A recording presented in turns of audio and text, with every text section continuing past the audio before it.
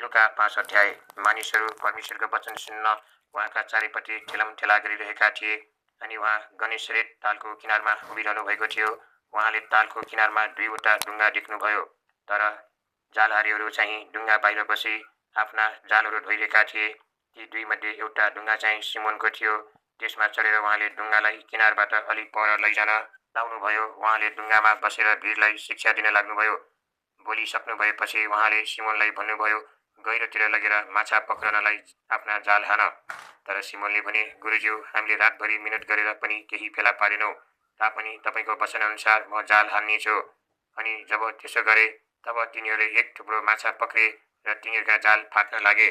तिनीहरूले अर्को डुङ्गामा भएका साझेदारहरूलाई आएर सहायता गर्ने इसारा गरे र आएर तिनीहरूले दुवै डुङ्गा माछाले भरे, यहाँसम्म कि डुङ्गाहरू डुब्न लागे।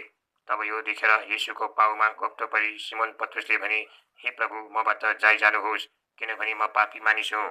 यतिका माछा पक्रेको देखेर तिनी र तिनको साथमा हुनेहरू सबैले साह्रै अचम्म माने। त्यसै गरी जब्दियाका छोराहरू याकुब र यूहन्ना पनि छक्क परे। तिनीहरू सिमोनसँग साझेदार थिए। येशूले सिमोनलाई भन्नुभयो, नडराऊ, अब उपरान्त तिमीले मानिसहरूलाई पक्रनेछौ। अनि जब तिनीहरूले आफ्ना डुङ्गाहरू पाखामा ल्याए, तिनीहरूले सबै थोक त्यागे र उहाँको पछि लागे।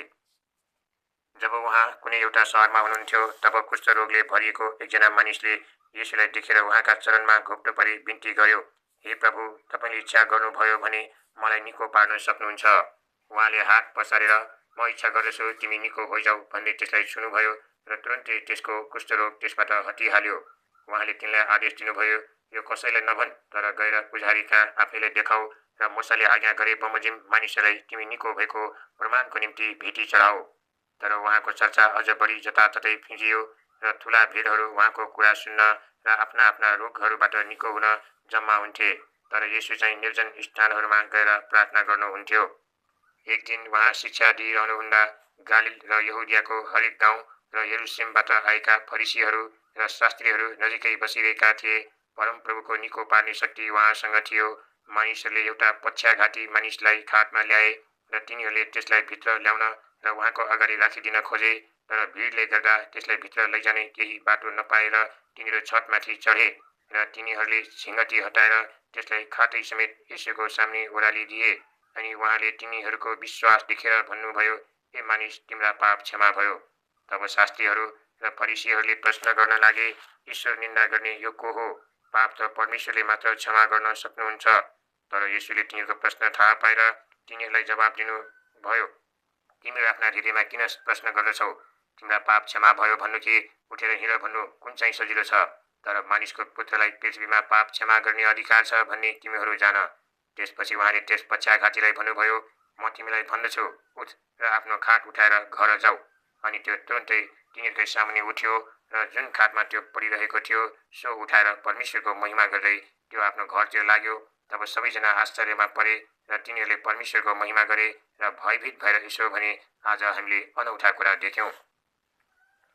अनि यी कुरापछि उहाँ बाहिर जानुभयो र लेवी नाउँ भएका एकजना कर उठाउनेलाई कर अड्डामा बसिरहेका देख्नुभयो र तिनलाई भन्नुभयो, मेरो पछि लाग। तब तिनले सबै थोक छोडे र उठेर उहाँको पछि लागे। लेवीले आफ्नो घरमा उहाँको निम्ति ठुलो भोजको आयोजना गरे। त्यहाँ कर उठाउनेहरू र अरूहरू ठुलो सङ्ख्यामा उहाँहरूसँग भोजनमा बसेका थिए। फरिसीहरू र तिनीहरूका शास्त्रीहरू उहाँका चेलाहरूका विरुद्धमा यसो भनेर गनगनाउन लागे, तिमीहरू कर उठाउनेहरू र पापीहरूसँग किन खानपान गर्दछौ? तर येशूले तिनीहरूलाई भन्नुभयो, निरोगीलाई वैद्यको खाँचो पर्दैन, तर रोगीलाई मात्र। म धर्मीहरूलाई होइन, तर पापीहरूलाई पश्चातापको निम्ति बोलाउन आएको हुँ। तिनीहरूले उहाँलाई भने, यूहन्नाका चेलाहरू बारम्बार उपवास बस्दछन् र प्रार्थना गर्दछन्, फरिसीकाहरूका चेलाहरू पनि त्यसै गर्दछन्, तर तपाईँका चेलाहरू पनि खान्छन् र पिउँछन्। येशूले तिनीहरूलाई भन्नुभयो, के दुलहा साथमा छाउन्जेल जन्तीहरूलाई उपवास बस्न लाउन सक्छौ? तर यस्ता दिन आउनेछन् जब दुलहा तिनीहरूबाट छुट्टिनेछन्, तब तिनीहरू ती दिनमा उपवास बस्नेछन्। उहाँले तिनीहरूलाई एउटा दृष्टान्त पनि भन्नुभयो, कुनै मानिसले नयाँ वस्त्रको टालो पुरानो वस्त्रमा टाल्दैन, नत्र त त्यसले नयाँलाई फटाउँछ र नयाँ टालो पुरानोसँग मिल्दैन पनि। कुनै मानिसले नयाँ दाखमट पुरानो छालाको मशकमा हाल्दैन, नत्र त नयाँ मदले छाला फाट्छ र दाखमट पोखिन्छ र मशक पनि नष्ट हुन्छन्। नयाँ दाखमट नयाँ छालाको मशकमा राख्नु पर्दछ। कुनै मानिसले पुरानो दाखमट दिएर नयाँको चाह गर्दैन, किनभने त्यसले भन्छ पुरानै असल छ।